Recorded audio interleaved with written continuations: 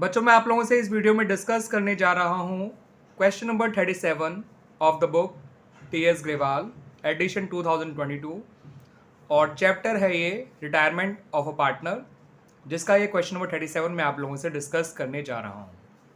ठीक है बच्चों, क्वेश्चन में आपको 3 पार्टनर्स गिवन है ए, बी एंड सी, जिनका पुराना प्रॉफिट शेयरिंग रेशियो 4:3 है।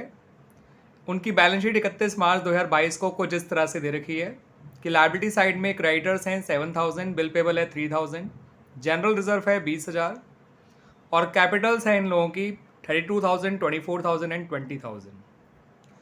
एसेट साइड में लैंड बिल्डिंग है 36,000, प्लांट एंड मशीनरी है 28,000, कंप्यूटर प्रिंटर है 8,000, स्टॉक है 20,000, डेटर है 14,000, पुराना प्रोविजन फॉर बैड डेट्स है 2,000 और बैंक बैलेंस है 2,000। Total of both the sides is 1,06,000। उसके बाद क्या इन्फॉर्मेशन है आइए देखते हैं। 1 अप्रैल 2022 को बी रिटायर हो गया और जिस दिन बी रिटायर हुआ उस दिन फॉर्म की गुडविल वैल्यू करी गई ₹14,000 और स्टॉक और लैंड एंड बिल्डिंग दोनों 10% बढ़ाने को कहा गया, यानी कि जो नई वैल्यू है वो 10% ज़्यादा है। उसी तरह से प्लांट एंड मशीनरी और कंप्यूटर दोनों को 10% कम करना है। अगले पॉइंट में कहा है कि जितने डेटर्स हैं वो सारे के सारे गुड हैं। इस लाइन का सिंपल ये मतलब होता है कि जो भी पुराना प्रोविजन फॉर बैड डेट्स बनाया हुआ है उसे ख़त्म कर दीजिए, that is not required any more. और इसके अलावा एक पॉइंट और है, प्रोविजन फॉर लीगल चार्जेस जो है वो 2,000 रुपये क्रिएट करना है। ठीक है बच्चों, एक पॉइंट और भी है इसके अलावा कि जितना पैसा बी को देना है वो उसके लोन में ट्रांसफ़र कर दिया जाएगा, यानी इमीडिएटली उसको फिलहाल कुछ नहीं पे किया जाएगा। क्लियर है बच्चों? आपसे तो वैसे इस क्वेश्चन में रिवोल्यूशन अकाउंट मांगा है, पार्टनर्स कैपिटल अकाउंट मांगा है and balance sheet of the new firm मांगी गई है, लेकिन मैंने आप लोगों के समझने के लिए और प्रैक्टिस के लिए इसमें जर्नल एंट्रीज भी बनाकर दिखाई हैं बच्चों। तो आइए शुरुआत करते हैं जर्नल एंट्रीज से।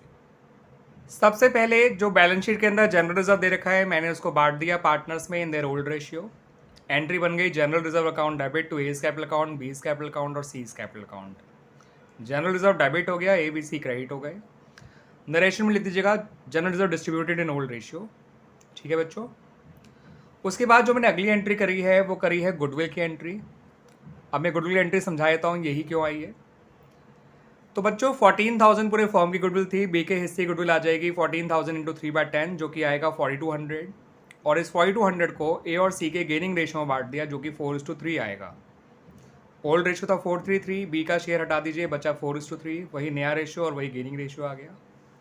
तो गेनिंग रेशियो 4:3 में ए और सी को डेबिट कर दिया और बी को क्रेडिट कर दिया। 4,200 को जब आप 4:3 में बांटेंगे तो यही अमाउंट आएंगे जो आपको नज़र आ रहे हैं, 2,400 और 1,800। नरेशन लिखेगा एडजस्टमेंट एंट्री पास फॉर बीज share of goodwill in the gaining ratio A and see that is 4:3। Clear बच्चों? उसके बाद मैंने रिवोल्यूशन के पॉइंट्स की एंट्री बनाई है।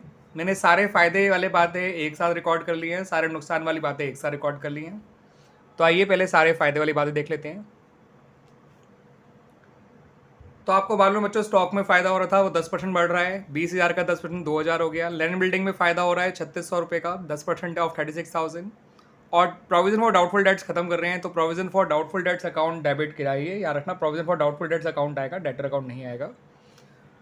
और 2 रिवोल्यूशन अकाउंट, तो ये तीनों डेबिट हो गए और रिवोल्यूशन क्रेडिट हो गया। फ़ायदे से रिवोल्यूशन क्रेडिट होता है और वैसे भी एसेट बढ़ेगी तो डेबिट, स्टॉक बढ़ेगा तो डेबिट, लैंड बिल्डिंग बढ़ेगा तो डेबिट, प्रोविजन कम होगा तो वो भी डेबिट होगा। ठीक है बच्चों, ये हो गई सारे फ़ायदों की एंट्री। अब बात करेंगे अबाउट द वो पॉइंट्स जिनकी वजह से नुकसान हुआ है। तो जिन पॉइंट्स की वजह से नुकसान हुआ वो पॉइंट्स ये हैं बच्चों। प्लांट मशीनरी 10% कम कर रहे हैं, 28,000 का 10% 2,200 होता है, प्लांट मशीनरी क्रेडिट हो जाएगा। कंप्यूटर प्रिंटर 800 रुपये कम हो रहा है तो वो भी क्रेडिट हो जाएगा और प्रोविजनल लीगल चार्जेस बढ़ रहे हैं वो भी क्रेडिट हो जाएंगे। एसेट कम होती है तो क्रेडिट, लायबिलिटी बढ़ती है तो क्रेडिट। ऊपर 2 एसेट कम हो रही हैं फिर एक नीचे लायबिलिटी बढ़ रही है, इसलिए वो क्रेडिट हो गए और ये बात नुकसान की है, इसलिए रिवोल्यूशन डेबिट हो गया। रिवोल्यूशन डेबिट हुआ 5,600 रुपये से, 5,600 से। ओवरऑल रिवोल्यूशन क्रेडिट हुआ था 7,600 से जो फ़ायदे हुए थे और नुकसान हुए हैं केवल 5,600 के। तो ओवरऑल हमारा डिविजल प्रॉफिट निकल कर आ गया रिवोल्यूशन में, यानी रिवोल्यूशन का करने के बाद हमें ओवरऑल फ़ायदा हुआ 2,000 रुपये का और वो फ़ायदा अल्टीमेटली पार्टनर्स में बांट दिया जाता है। तो एंट्री बन गई revaluation account debit to A's capital account to B's capital account to C's capital account, 2,000, 800, 600, 600, 4:3 के रेशियो में इस प्रॉफिट को बांट दिया गया। रिवोल्यूशन के। ठीक है बच्चों, तो ये हो गया आपका रिवोल्यूशन की एंट्री। अगर इसकी नरेशन लिखनी हो तो revolution profit distributed among the partners, और यहाँ पे लिख सकते हैं being decrease in value of assets and increase in value of liability recorded, और वहाँ पर लिखना था जब फ़ायदे हुए थे तो being increase in value of assets and decrease in liability recorded. ठीक है बच्चों, इस तरह से आप नरेशन लिखा करेंगे। अब जितनी एंट्रीज पॉसिबल थी वो सारी बन चुकी हैं। हमने रिजर्व बांटने की एंट्री बना ली, हमने रिवोल्यूशन से जुड़ी हुई एंट्री बना ली, हमने एडजस्टमेंट फॉर गुडविल की भी एंट्री बना ली। अब एक फाइनल एंट्री रिटायरमेंट में हमेशा करनी होती है, चाहे कहा जाए या ना कहा जाए। जो पार्टनर रिटायर हुआ है उसके पैसे को उसके लोन में ट्रांसफ़र करने की। तो अब आइए उस एंट्री को देख लेते हैं। ये है बच्चों वो entry, B's capital account debit to B's loan account 34,800। ये अमाउंट आया कैसे वो तो आप कैपिटल अकाउंट के जरिए भी देख लेंगे, लेकिन मैंने बिना कैपिटल अकाउंट भी बनाकर दिखाया है। इसको कैसे है देख लीजिए। 24,000 बी का ओपनिंग बैलेंस था, 6,000 उसके हिस्से का जनरल रिजर्व है, 4,200 उसके हिस्से की गुडविल है, और 600 रुपये उसके हिस्से का रिवोल्यूशन प्रॉफिट है। ये सब जोड़ के 34,800 हो गया, और इस तरह से ये पैसा बी के लोन में ट्रांसफ़र कर दिया गया। जब बी की कैपिटल को लोन में ट्रांसफ़र करेंगे तो कैपिटल कम हो जाएगी, लोन बढ़ जाएगा, इसलिए कैपिटल डेबिट हो गई और लोन जो है वो क्रेडिट हो गया। क्लियर बच्चों? तो ये बन गए हमारे जनरल एंट्रीज। अब बनाते हैं वो चीज़ें जो क्वेश्चन में मांगी गई थी, that is revolution account, partners capital account and the balance sheet of the new firm. ये देख सकते हैं बच्चों आप रिवोल्यूशन अकाउंट में फ़ायदे वाली बातें क्रेडिट साइड में लिखी गई, जैसे स्टॉक का बढ़ना फ़ायदा है, लैंड बिल्डिंग का बढ़ना फ़ायदा है, प्रोविजन फॉर डाउटफुल डेट्स का कम होना फ़ायदा है। तो ये सब क्रेडिट साइड में आ गए। नुकसान वाली बातें डेबिट साइड में, जैसे प्लांट मशीन का कम होना नुकसान है, प्रिंटर का कम होना नुकसान है, और लीगल चार्जेस का बढ़ना भी नुकसान है। तो हमने फ़ायदे नुकसान रिकॉर्ड कर लिए। अब फाइनली जो डिविजिबल प्रॉफिट है वो बांटना, वो भी बटेगा डेबिट साइड में ही। ठीक है बच्चों, फ़ायदे होते यहाँ पर हैं, बढ़ते यहाँ पर हैं, नुकसान होते यहाँ पर है, बढ़ते यहाँ पर है। तो नुकसान कम हुए हैं, फ़ायदे ज़्यादा, तो फ़ायदे डिफरेंस है वो आपका डिविजिबल प्रॉफिट आ गया 2,000 का, वो बांट दिया गया 800, 600, 600, और रिवोल्यूशन अकाउंट कंप्लीट हो गया। आइए बच्चों अब पार्टनर्स कैपिटल अकाउंट के बारे में बात कर लें। तो पार्टनर्स कैपिटल अकाउंट की शुरुआत ओपनिंग बैलेंसेस और पार्टनर्स कैपिटल से की जाती है। तो 32,000, 24,000 और 20,000 ABC में लिख दिए गए। उसके अलावा बैलेंस शीट के अंदर जो चीज़ वो बांटनी हो वो बांट देनी चाहिए पार्टनर्स में, तो हमने बांट दिया। जनरल रिजर्व 8,000 और 6,000 और 6,000 बढ़ गया। उसके अलावा रिवोल्यूशन का प्रॉफिट लिखना है, वो भी क्रेडिट साइड आएगा, कोई प्रॉफिट हुआ है, लॉस होता तो डेबिट साइड आता, 800, 600, 600। और लास्ट काम ट्रीटमेंट ऑफ गुडविल का रह गया, वो कर दिया गया। बी के क्रेडिट साइड में लिखा by A's capital by C's capital 2,400 और 1,800, बी के क्रेडिट में और ए और सी के डेबिट में। ठीक है बच्चों, 2,400 और 1,800। फिर बी का फाइनल बैलेंस 34,800 जो मैंने बताया था आपको वो निकाल लिया और बी के लोन में ट्रांसफ़र कर दिया। और बस उसके बाद ए और सी के क्लोजिंग बैलेंस निकाल लिए कैपिटल के, क्रेडिट साइड में से डेबिट साइड माइनस करके। ए की क्रेडिट साइड टोटल था 40,800, 2,400 माइनस के 38,400 आ गया।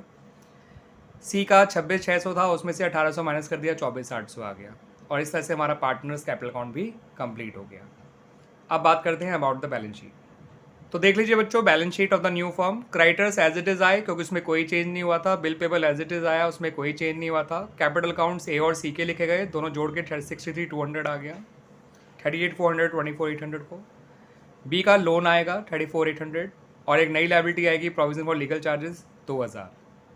एसेट साइड में लैंड बिल्डिंग को 39,600 लिखा, 36,000 में 3,600 बढ़ाकर। प्लांट मशीनरी 25,200 लिखा, 28,000 में से 2,800 कम करके। कंप्यूटर प्रिंटर 7,200 लिखा, 8,000 में से 800 कम करके। स्टॉक को 22,000 लिखा, 20,000 में 2 जोड़कर। डेटर बिना प्रोविजन के सीधा 14,000 बाहर आ गए, और बैंक अनचेंज रहा 2,000। और आपकी एसेट साइड का टोटल और लायबिलिटी साइड का टोटल मैच कर रहा है, और वो टोटल आया है 1,10,000। ठीक है बच्चों, उम्मीद करता हूँ आपको ये नीट एंड क्लीन प्रेजेंटेशन पसंद आया होगा, और साथ साथ मेरा एक्सप्लेनेशन भी। अगर आया है तो आप बच्चों इस वीडियो को लाइक करिएगा, चैनल पे नए हैं तो मेरे चैनल को सब्सक्राइब जरूर करिएगा, और बच्चों के साथ भी आप शेयर ज़रूर करिएगा बच्चों। थैंक यू बच्चों।